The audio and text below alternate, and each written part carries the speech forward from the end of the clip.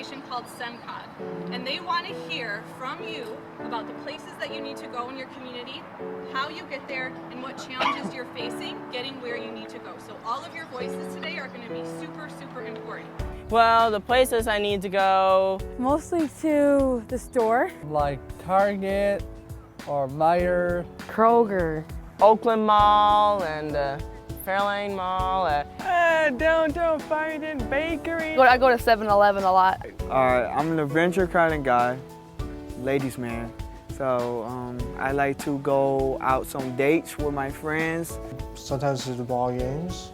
The zoo. The movies. Henry Ford Museum. And some flower shops. I like to ride around my neighborhood, and I like to go out to my grandma's house in Heartland. Basically catch the bus wherever I can.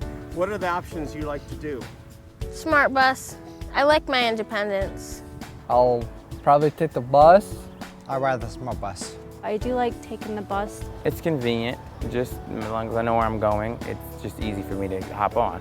They need support in like helping them find the routes. They need help with calling, knowing how to contact the smart bus. Well, at my last IEP, they were trying to get me going on transportation, like what type of transit I'd like to use, and so far we're looking at a smart bus. I want to get to this place, but I can't. I'll just take the bus, and I can tell the bus driver like where I want to go, and the bus can drop me off there.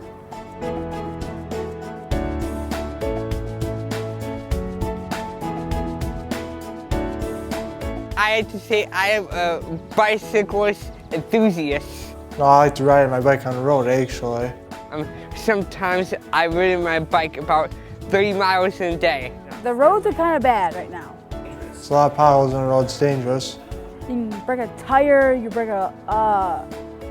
hurt yourself, you can fall off the bike. Yeah, like I said, the car gets close to the road, some people get scared too, So it's very nerve-wracking. I love how Ann Arbor and some of those other areas actually have the routes on the road for bikes. Coming back is the hardest thing because they turns the street lights off. I have one young man who he works in the evenings sometimes until 11 o'clock at night. They turns it off, so it only blinks the yellow lights.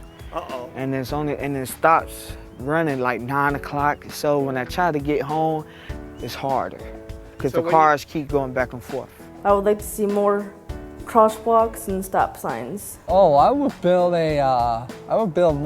get more bike lanes for people and more bus stops. If you're paying more money to fix the roads and keeping people safe from overturning their vehicles from a pothole that's 3 times the size of a vehicle, then I say pay the extra taxes. You're just saving more lives. It's not about saving money ultimately, it's about saving lives.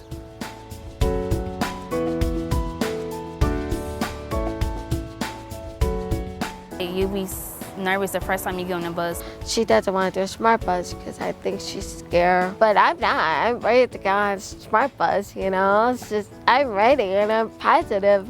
I think people have the wrong impression of who rides the smart bus. I don't think they not automatically think of individuals with maybe a cognitive impairment. Maybe they think of people that had drunk driving or some other form where they lost that privilege, but that's not really the case. I think we have a lot of individuals with various disabilities that need that. There's going to be good people on the bus. There's always good people out there, I'm a good person, you're a good person, they're a good person on the bus. What are you afraid of?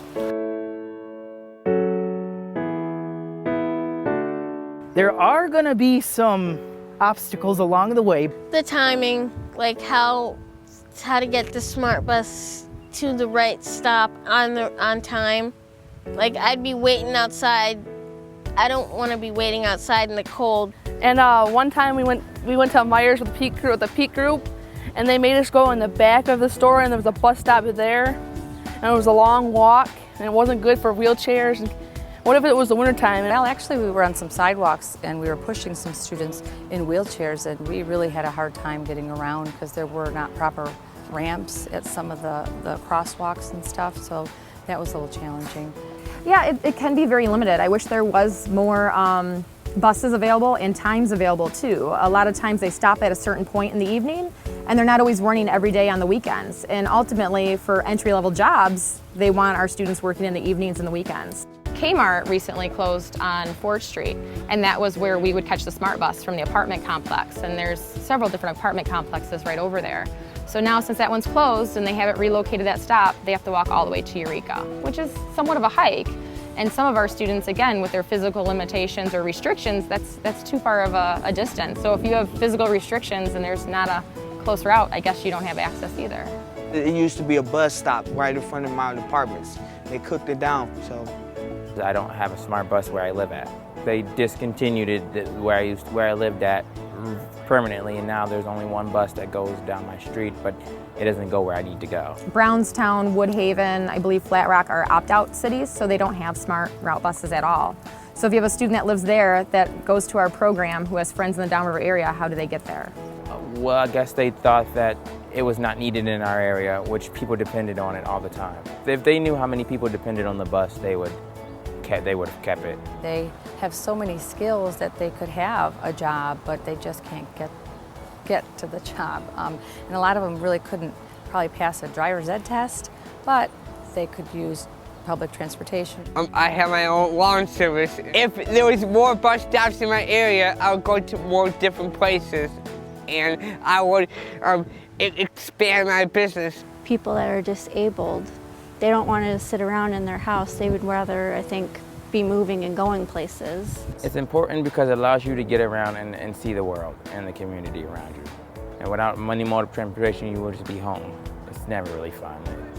That's why if you have a smart bus, you're able to see the world and just be somebody. Well, I believe we all have rights, and I think getting to different places, I mean, why shouldn't I be able to go to the mall or another location? And if that's my means, I think we should provide it for everyone. I think it's fair. People like me with cognitive disabilities wouldn't get around. They couldn't get around because there are other students here that have parents that can't drive them everywhere, and the Smart Bus would give those students their freedom to go wherever they wanted or get them to work on time. I felt more reliable on my own. Riding the Smart Bus is worth it, even with the challenges, because it gives you more independence. You're yourself. You have more freedom with the Smart Bus. I like it. I love the Smart Bus.